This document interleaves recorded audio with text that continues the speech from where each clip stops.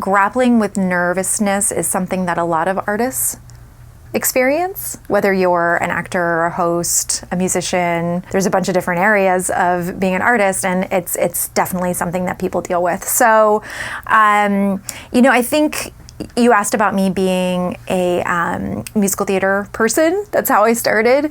And if that has influenced me at all in the way that I handle my own nervousness or coach. Being a singer, if you've lost your breath control because you're nervous, then you can't do your job, right? There's just no way to do your job. So a lot of what I teach hosts and presenters and all kinds of people is if you lose your diaphragmatic breathing, you're done dancing.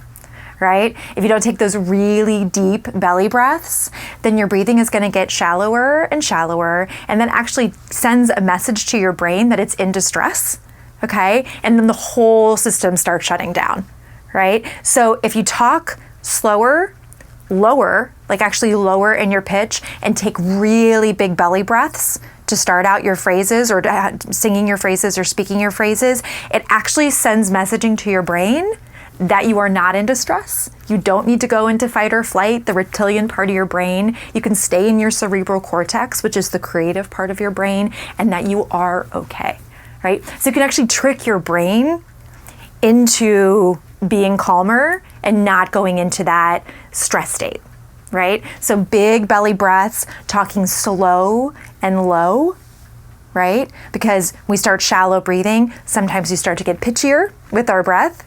We're taking more and more breaths. We're starting to speed up because we just want to get through the experience. All sends messaging to our brain that stuff is going bad and we need to get out of here as soon as possible. Deep belly breaths, slow and low. The brain's like, hey, I think I'm okay. I can hang out here for a while. And that's when you get back to being creative.